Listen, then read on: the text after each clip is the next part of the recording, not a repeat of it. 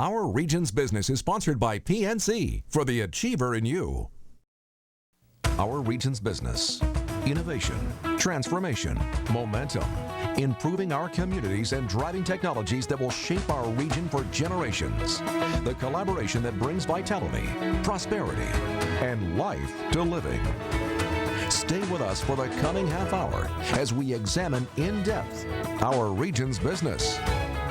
Now, here's your host, Bill Flanagan. Today on Our Region's Business, preparing to welcome a wave of veterans back to our region. Plus, the Millennial Report, a failure to launch. But first, the housing market in our region. Yes, the national home building and real estate market is finally showing some signs of life. In our region, it turns out to be a seller's market. Tom Hosack is president and CEO of Northwood Realty, and he's here with us today. Welcome, good to see you. Thank you, Bill. Great to be here. Yeah, we've kind of weathered the economic downturn much better than other places. I imagine you're feeling pretty good about real estate these days around here. What we experienced compared to our friends across the country was very minor. We were very lucky indeed, and as the national market has somewhat perked up, our regional market has been very strong. And what does that really translate into? Is there sufficient supply? Can sellers sort of name their price right now? Well, it's not like it was sometimes with bidding wars and everything else. Although there are multiple bids on properties, really what we're seeing is just pretty a good sound market. It's definitely favoring the seller slightly. What's interesting about today's market is typically a seller's market is a disadvantage to a buyer. Sure. In this market, with the way interest rates are still being held and how much longer we're not sure because they're starting to inch up, it's actually a great buyer's market also because of housing affordability. So it's a great time for someone to be able to sell their home fairly quickly and be able to get on the move, but yet still be able to have great housing affordability. If they wait another year or two, the price of homes might go up a little bit, but their ability to afford is going to be so much less as interest rates go up. Yeah, if you pay attention to the Fed, it sounds like this party maybe another year or so, then you just don't know.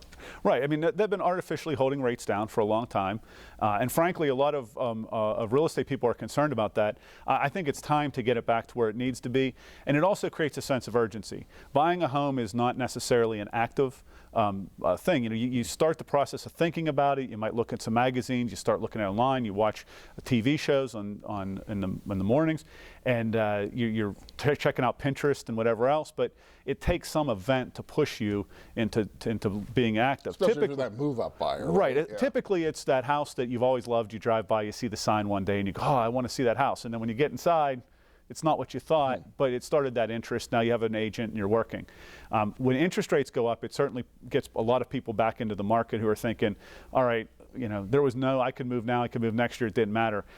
There's a big difference between buying now and buying in a year or two. Yeah, and once you wait for those rates to move up, so they tend to move up pretty quickly, pretty often. Yes. When that happens, yeah. And the difference between 3.5 to 4.5 does not affect affordability a whole lot, but when you get up to that 6% range, you're suddenly affording, it's costing you 10% of the value of your house that you can't get. Well, I can remember when I was starting out back in the 80s, double-digit inflation, and we were wondering if we'd ever see an 8% mortgage again, and that was the holy grail.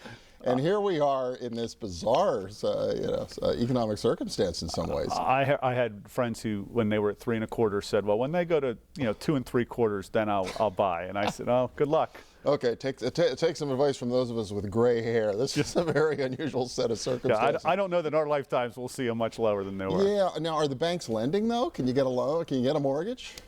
They definitely are lending. And a lot of the liquidity has come back to the market. The banks have kind of realized now that if they don't invest any money out in loans, they're not going to get the returns that they did. However, they have really looked at what is a reasonable credit score and to get repaid. And so in the past, for the 5-year period we had, they didn't really look as much to the creditworthiness of the buyer as much as they looked to the equity of the house, thinking there's no way houses could ever go down in value. However, what we experienced, especially nationally, there were a lot of homes that lost value. So now they're back to the old adage of, is this person going to repay us?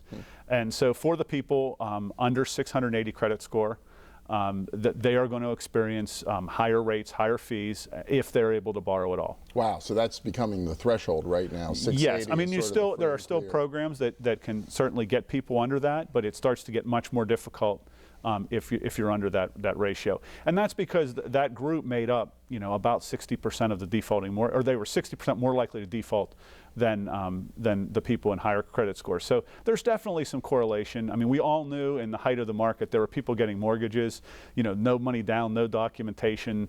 We knew there were issues with those loans, but now it's kind of really, as long as they have good credit, it doesn't seem to be a problem. But that has created a transition to really the real estate investment market, which Pittsburgh as a region was really underserviced by rental property to begin with. And as these people are forced out of their homes, there's people that might have had a mortgage payment of $4,000 or $5,000 a month, which they couldn't afford, but they certainly can afford to rent a house for $3,000, $3,500. And so we're seeing a lot more of the investing market as people come back in and they're buying up a lot of these homes that might be short sales or foreclosures and then turning around and renting them. And it's been very good business. Also with the fracking industry and all the energy, there's so many employees that are coming in that are looking for rentals and finding it very difficult in our market. Well, I've heard. I mean, the occupancy rates on rental property around here, apartments, is just through the roof compared to other places in the United States. Yes, and part of it is it's just we never really developed that product. I think it's because we're Midwest. People were always told, own a home. Well, and around here you could buy a house often for less than the cost of renting a really nice apartment. Yeah, I was actually interviewing someone this morning, and she moved here from Philadelphia 7 years ago when she had her first child, and the reason why is they couldn't afford to buy a home in Philadelphia, but they could afford to buy a home in Pittsburgh. Well, it's one of our big sales propositions for sure. One of our big value propositions to convince people to look for their next opportunity here in Pittsburgh. Yeah. So is this creating a new demand for real estate agents and people in your industry? Are you guys hiring? We're always hiring. There's a huge demand for real estate agents. People come out of the business for whatever reason. They retire, they move, they don't succeed in the business, so there's always a need.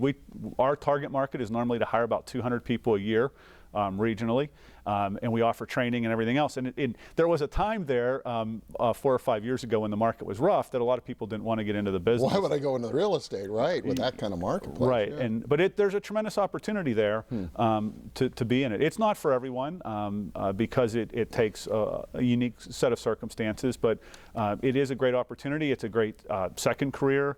It's a great part-time job for people who have full-time jobs that have flexibility, and it's a great way for mothers re-entering the workplace to have a little more flexibility with their children and their families and still be able to earn some significant income. And as we heard, now there's a market you can actually sell houses, so yes. All the more attractive.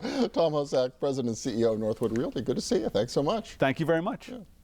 And next up, why a soft economy is keeping the millennial generation closer to home. Stay with us.